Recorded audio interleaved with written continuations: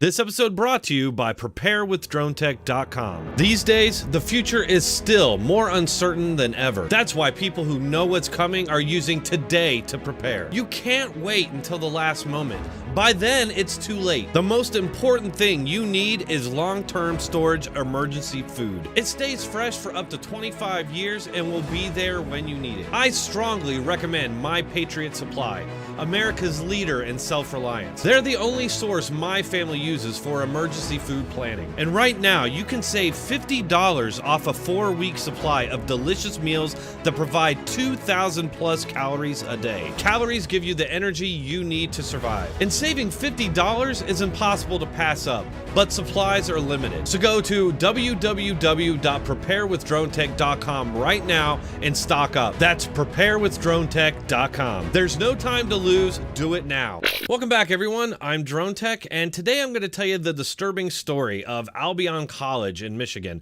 and their propaganda effort to demonize and, in fact, wrongly blame so-called colorless people for something done by a person of color. We've all seen this before many times. A student finds a racist message somewhere on campus. The school and the media instantly judge without having any idea who actually did it. And then eventually the perpetrator turns out to be a brown or black person, or a microscope cover, or a roadwork marking. But not before the damage has been done and the myths have taken on a life of their own. Well, here we have another one of those hate crime hoaxes, perpetrated by a black student and now carried on by the college itself after the truth has already come out. So this all starts when a student discovers the messages and then posts them to this Facebook group called City Watch News Group. Then, of course, the school instantly judges this graffiti as part as some kind of overall racist assault on so-called people of color, tweeting out, quote, "We stand together with our black students, alumni, faculty, staff, and broader community members in condemning the recent acts of racism on campus. Hatred and injustice have no place at Albion and will not be tolerated." Now, notice this propaganda poster that they included and the fact it doesn't have any white arms doing any communist poses. This demonstrates who they've already judged as the enemy, the so-called people of no color. Now, their next tweet here is a real forehead slapper, seeing as how they've already made a judgment about who's guilty, saying, quote, "We are currently investigating who is responsible for the racist graffiti in our residential buildings, and we will seek criminal charges against those involved. If they are Albion College students, they will also immediately be subject to student conduct process, including the potential suspension or expulsion. We cannot become a true community of belonging until everybody feels safe on campus. And it is our responsibility to continuously reaffirm our commitment to anti-racism through both words and actions." You know who might not feel safe on campus? The ones that you didn't include on your little communist, uninclusive poster. Now, this entire event, of course, led to marches and calls to boycott the college because students say they don't feel safe. I mean, come on, really? Because someone wrote some graffiti on a wall, these students don't feel safe?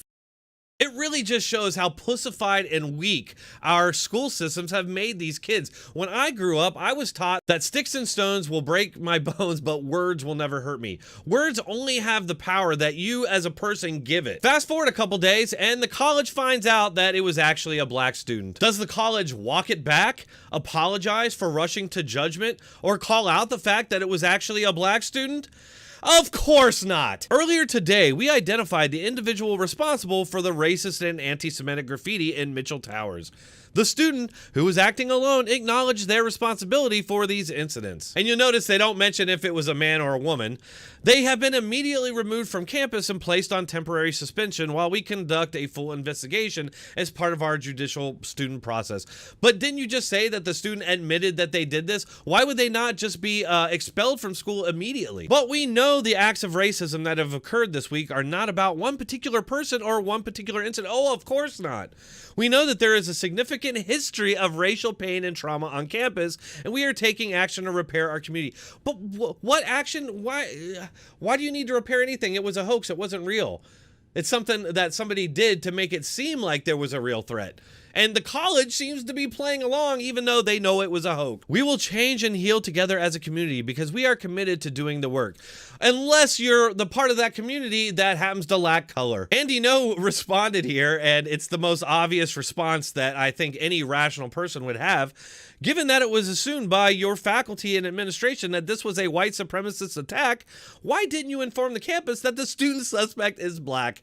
Exactly. You found out that it was a black student and you're not going to mention that at all. You're going to carry on like it was a real event and leave the impression that non-existent white supremacist monsters did it. It's just like all these anti-Asian attacks that are carried out by black men, but then the activists and the media continue to blame white supremacy, using Pepe Silva level mental gymnastics to rationalize it. So in summary, what we have here is essentially a black student who wanted to put a target on the white students using a hoax, and the college is apparently choosing to play along. Their generalized statement just leaves it open for interpretation that a white student was behind it. The fact that these things keep happening, and then on top of that you have the reactions of the media and the colleges themselves, leaves me feeling that these so-called hoaxes are actually more like false flag attacks. Demand for racism is apparently outpacing the supply, so they need these false flags to keep the focus on an enemy, the people without color, and the fear high so that they can push their agenda. That's all I have for this one, folks. If you enjoyed it, please hit that like button, share, and subscribe.